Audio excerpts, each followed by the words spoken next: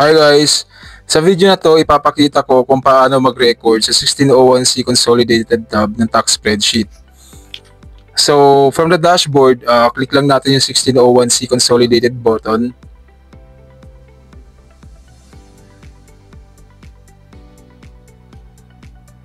Alright. So, para saan ba itong tab na to? Dito natin kinukuha yung details ng income tax withheld from your employee's compensation. So, ang gagawin lang natin dito is i-copy-paste ang details na galing sa payroll spreadsheet. Okay? O dun sa payroll computation nyo. Kung pareho tayo ng ginagamit na spreadsheet. Pero kung ibang payroll spreadsheet ang gamit nyo, make sure lang na makuha nyo yung amount ng bawat column headings na nasa tab na yan. Okay? Ngayon, kung interesado naman kayo sa payroll spreadsheet na ginagamit ko, at syempre para aligned na rin at mas madali ang pag-transfer ng data, ilalagay ko sa description box yung link para maka-order kayo. Okay? So ngayon punta tayo sa payroll spreadsheet na i-ready ko, and then i-copy natin yung, open natin yung payroll March 1 to March 15. After that, punta tayo ng 1601C Data Summary tab. So hanapin lang natin siya sa mga tabs na yan. So ang name ng tab is 1601C Data Summary. Alright, so yun siya. Click lang natin yan. And then dito, ika-copy natin yung details from the first employee name hanggang sa last column ng last employee. Okay? So, ang first employee is yung Edward Reyes. So, click natin yan. So, from there, highlight natin hanggang sa last column ng last employee.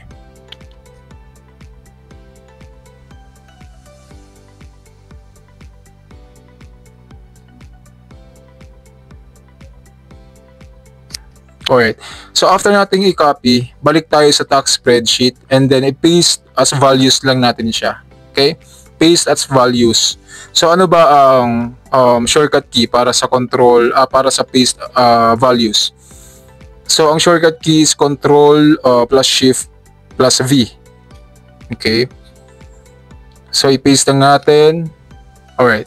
So, after nyan, same process lang yan sa lahat ng mga iba pang payroll spreadsheet. Hanggang sa makumpleto natin lahat ng details na kailangan natin. Alright. So, same process lang. Balik ulit tayo dun sa payroll spreadsheet. Next natin, yung March 16 to March 31.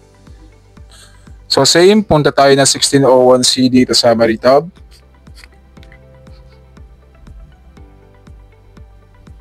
Okay. And then, i-copy lang uli natin lahat ng details. Copy. So, shortcut key ng copy is Control plus C. Alright? So, make sure na makuha nyo na lahat ng details, ha? And then, Control plus Shift plus V. As in victory. So, paste lang natin siya. And then, last tayo, yung last spreadsheet natin for April. April 1 to April 15. Okay? So, balik tayo dun sa payroll spreadsheet natin. Open natin yung last spreadsheet, yung April 1 to 15. Alright, so same process, copy lang din uli natin.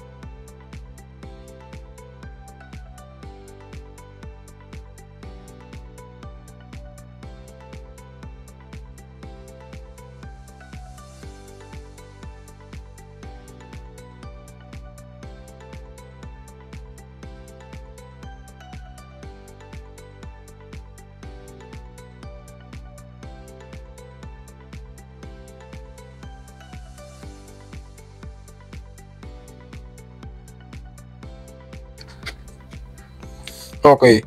After natin matransfer lahat ng data, check naman natin yung BAR form 2316 employees natin. Katulad na nabanggit ko sa last tutorial video, automated na lahat ng BAR forms as long as ma-fill out nyo ng tamang worksheet. Dito sa form 2316, punta lang tayo sa section 4 kung saan makikita yung employee name. So hanapin lang natin dyan yung employee nagagawa natin ng BAR 2316. And once na ma-fill out nyo na yung employee name, automated na rin lahat ng computations. Except lang doon sa mga naka-highlight ng yellow, such as yung mga address, date of birth, and contact number. Pero madali na lang yan kasi pwede nyo naman siyang i-copy from your 201 files or employer records. Basta ang mahalaga dito, hindi nyo na kailangan mag-manual compute na usually ay time-consuming at prone to errors. Even yung data na kailangan for the alpha list as attachment para sa 1604 CF nyo ay auto-populated na din. Ang gagawin nyo na lang is i-copy and paste sa alpha list data entry at mag-generate ng that file.